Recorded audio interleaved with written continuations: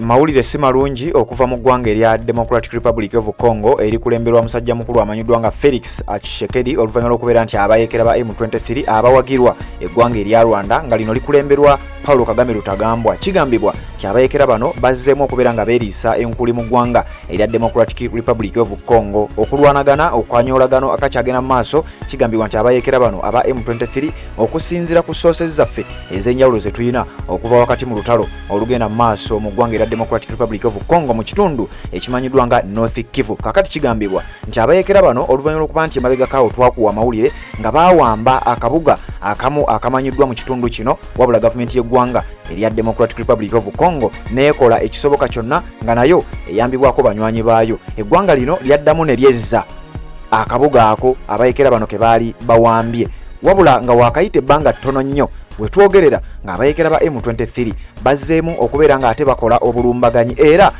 ssaawa ntono nnyo eziyiseewo tufunye amawulire nenjagala okuba nga ate nzija mbere nga kutegeeza nti abayeekera bano nga bwe nkugambye nga bayambibwako gavumenti y'eggwanga erya Rwanda bamaze okuba nga baddamu okuwamba akabuga akalala. Njagala okutegeeza gwampuliriza nti bino byonna obijja wano ku mukutu ogwa Red Zone TV. Kakati wuliriza, okusinziira ku sources nga bagamba Rwanda backed M23 rebels in the Democratic Republic of Congo have taken over the key eastern trading town of Minova according to various sources. Abayeekera ba M23 nga bano bawagirwa era nga butereevu bayambibwako eggwanga erya Rwanda nga lino likulemberwa Paul Kagame Rutagambwa bamaze okuba nga bawamba akabuga akamanyiddwa nga Minova, ng'era akabuga kano kabyabufuzi nnyo, akabuga kabyanfuna nnyo ate nga katambuliramu ddiiru nnyingi nnyo naddala ez'obusuubuzi. Akabuga kano kawambiddwa okusinziira ku nsonda ezeesigika naddala sources ezitera okutuwa amawulire okuviira ddala mu ggwanga erya Democratic Republic of Congo. The fall of this city puts the rebels within 40 kilometers 25 miles of provincial capital Goma, which lies close to the border with Rwanda. Wuliriza nti akabuga kano oluvannyuma lw'okuba nti kagudde mu mikono gy'abayeekera bano aba M23 kigambibwa nti kawadde abayeekera bano amaanyi okubeera nti batandise okuba nga basemberera. Jjukira akabuga kano nga bwe tuze nga tukutegeeza kali mu kilometers 40 oba miles 50 okuva mu kibuga ekikulu eky'essaza lino ekimanyiddwa nga Goma. Kyokka ng'ekibuga kino kiri kumpi n'ensalo eyawula amawanga gano gombi ewali eggwanga erya Democratic Republic of Congo n'eggwanga erya Rwanda. Kakati no olutalo lukyagenda mu maaso okubeera nga ate luyinda. Si birungi eri gavumenti y'eggwanga erya Democratic Republic of Congo naddala mu bitundu ebijjudde gold, ebijjudde copper, ebijjudde ebyobugagga eby'omu ttaka. Jjukira twakugamba emabega kaawo lipooti yafuluma, ng'eno lipooti yali ya kitongole ky'amawanga amagatte ekya United Nations ng'etulaga nti eggwanga erya Uganda nalyo liri butereevu mu kulwanagana okugenda mu maaso mu ggwanga erya Congo, wabula abayeekera oba abalwanyi b'eggwanga erya Uganda ejje lya Uganda People's Defence Forces nti bo bali mu kubeera nga bekkusa bakwata bya bugagga bya mu ttaka omuli golodi, bakwata mbaawo ne baba nga ate bazibbayo baziyisa mu ggwanga erya Rwanda. Bino bina twabikuwa. Kakati ate ripooti y'emu ng'etulaga nti eggwanga erya Congo lirwanagana n'abayeekera ba M23 kyokka nga bayambibwako eggwanga erya Rwanda, bayambibwako eggwanga erya Uganda. Emabega kaawo twakuwa katambi nga Paul Kagame Rutagambwa y'omu yavaayo ne yeegaana era n'ategeeza abayeekera nze sibamanyi aba M23 bava mu ggwanga erya Uganda. Kakati tukyagenda maaso n'okutuusaako ekiva sayidi eyo wetwogerera essaawa zino zennyini. There has been intense fighting in recent months between the rebels and the government forces in the mineral-rich region, with over 200,000 people being forced from their homes. Kakati nowuliriza nti abantu emitwalo egikunukkiriza oba egisukka mu 20 bamaze okubeera nga bagobwa mu bitundu byabwe, naddala ebitundu bino ebijjudde ebyobugagga eby'omu ttaka. Era mu ggwanga erya Democratic Republic of Congo bwe nazzenga atugoberera bino tuzzenga tubikutegeeza. Abayeekera ba M23 bazzenga balwanagana wakati waabwe ne gavumenti y'eggwanga erya Democratic Republic of Congo. Jjukira ebimu ku bigendererwa abayeekera ba M23 baagala okukutulako ekitundu ekimanyiddwa nga North Kivu bakifuula eggwanga, era okusinziira ku Paul Kagame n'abamu ku bayamba abayeekera bano ba M23 mbu abo be Banyarwanda abali mu ggwanga erya Congo ababoolebwa, era baagala babeere nga bakwata ekitundu kyabwe ekyo. Kati mu mawulire agavaayo gagamba nti abantu abasukka mu mitwalo 20 mu nnwanagana ezizze zibeerawo mu myezi egiyise wakati w'abayeekera bana ba M23 n'abajaasi oba abalwanyi ejje lya gavumenti y'eggwanga erya Democratic Republic of Congo babadde balwanagana ebbanga lyonna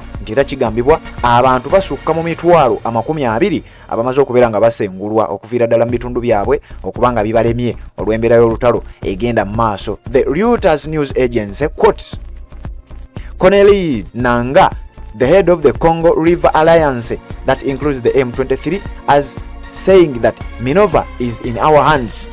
Okusinzira ku mukutu gw'amawulire ogumanyiddwa nga Reuters, omukutu ogwo mugumanyi gugamba nti omwogezi w'akabinja kana ka M23 yavuddeyo n'akonfaminga era n'akakasa nti twagala okutegeeza ensi yonna akatundu kano oba akabuga kano akamanyiddwa nga Minova bwe twogerera kali mu ngalo zaffe oba mwagala oba temwagala. The provincial governor Jean Jacques Purusi confirmed the capture, Reuters reports.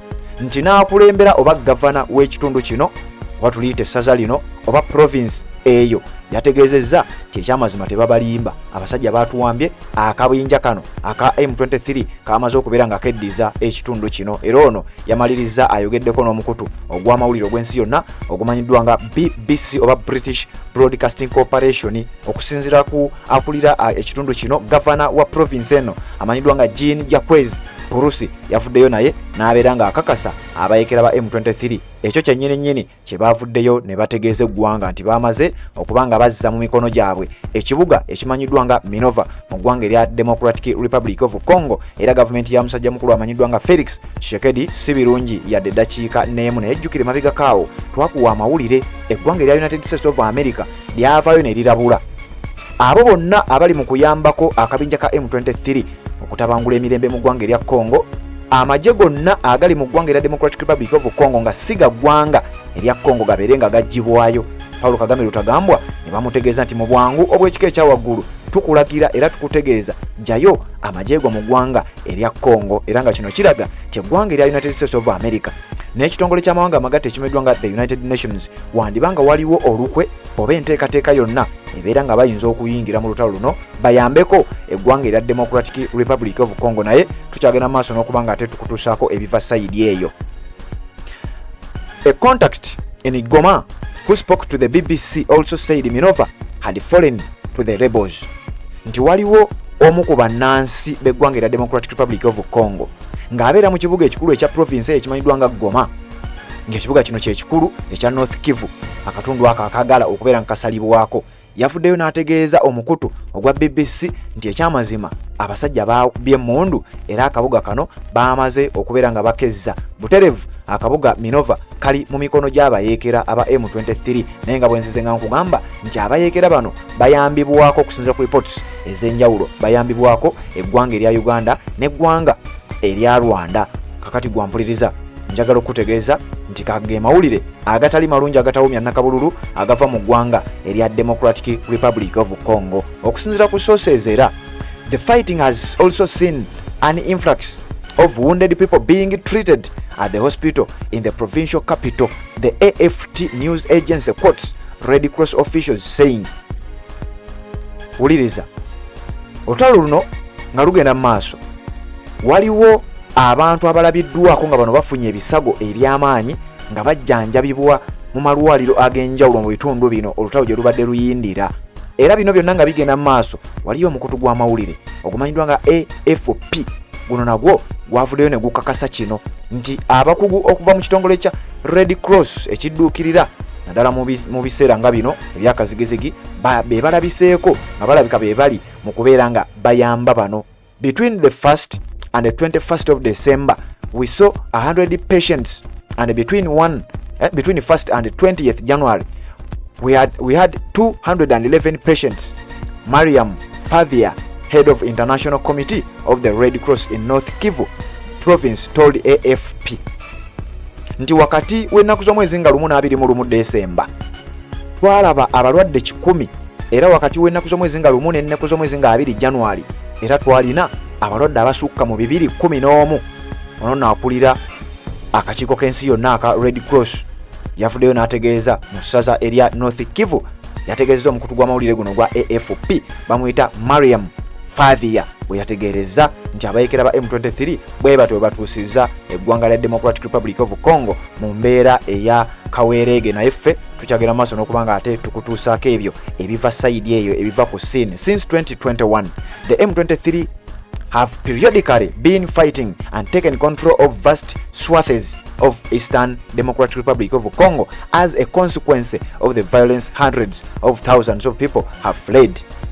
Nti okuviira ddala mu mwaka ogwa 2021 ennyonyi za M23 buli luvannyuma lwa kiseera zibadde zirwana era ne zitwala obuyinza ku bitundu ebyenjawulo ebinene ebibadde bivunaanyizibwa gavumenti y'eggwanga erya Democratic Republic of Congo. Ekyava mu tabanguko buno abantu 10,000 bambi badduse mu bitundu byabwe, kakati no ne mawulire agasembyeyo embeera y'emu bwetyo bwetandise. The last talks waliwo okwogerezeganya, twajja ne tukuwa amawulire mabigakaawo nti omu kubakulira akabondo ak'ebyobufuzi mu kabinja kana ka M23 jjukira bano bayeekera naye ate balinayo ne sekita eya politics oba gye bayita political wing, agikulira yavaayo n'ajja mu mawulire n'ategeeza nti wabaawo omwagaanya ogw'okuteesa wakati w'abayeekera ba M23 ne gavumenti y'eggwanga erya Democratic Republic of Congo ekulemberwa Felix Tshisekedi, bo bajaniriza era beetegefu okubeera nga bateesa. Naye nkugambye bino byonna bigenda okubaawo nga gavumenti y'eggwanga erya United States of America emaze okukola okulabula era n'enteeseganya ezaatula mu ggwanga erya Angola mu kibuga Luanda zaali zimaze okuba nga zisazibwamu kubanga ezo zagwa butaka, ne batandika okuttukiza enteeseganya wakati w'amawanga gano gonna, enteeseganya ezaali mu ggwanga erya Kenya mu kibuga ekimanyiddwa nga Nairobi.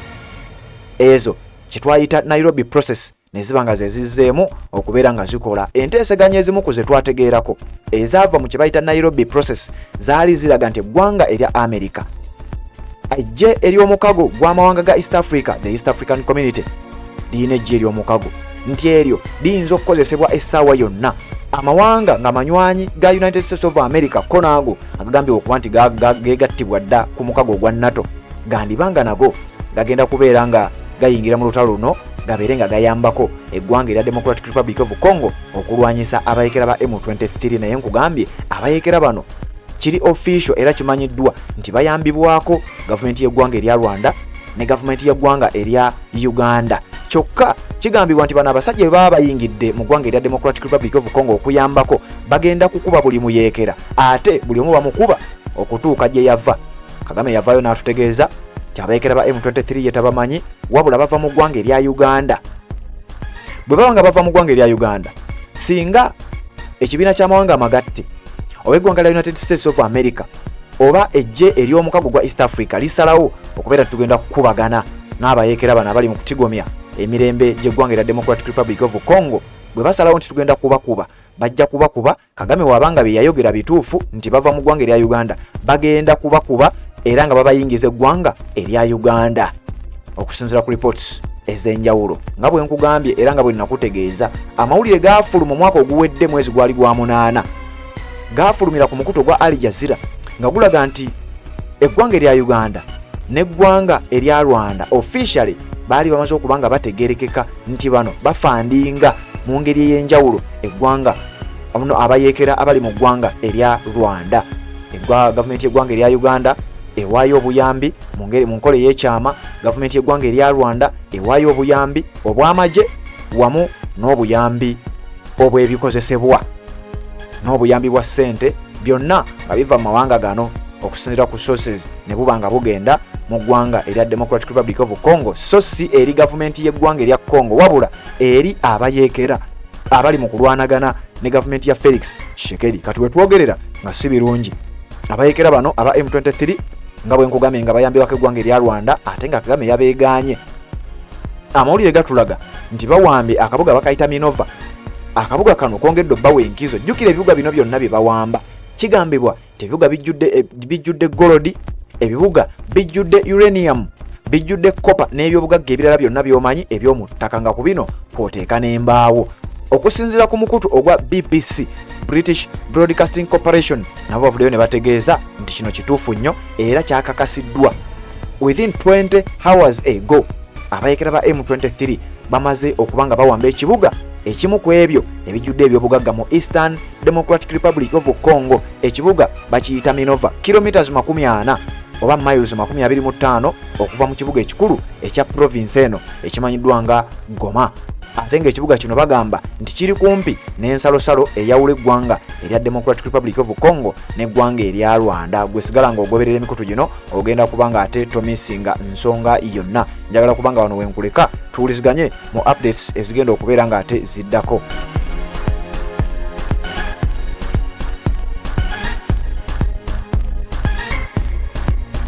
Assalamu alaikum wa rahmatullahi wa barakatuh. Amanya n'eddoboozi Haji Abdu omusomi w'eddua. Nkola ku nsonga ez'enjawulo, emirimu nga gikutataganyeko, ebyenfuna byo nga bidobonkanye, ne oba oli bweru wa ggwanga emirimu gya kucankalanako.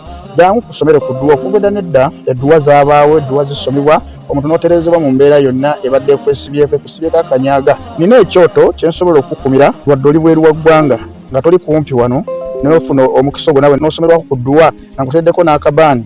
Allah ajja kusaasira, ajja kwanukula. Kuba ku namba yange y'essimu 0752 44 71 56 ne ku WhatsApp kwendi mpereza obubaka sobole okuyamba. Assalamu alaikum wa rahmatullahi wa barakatuh.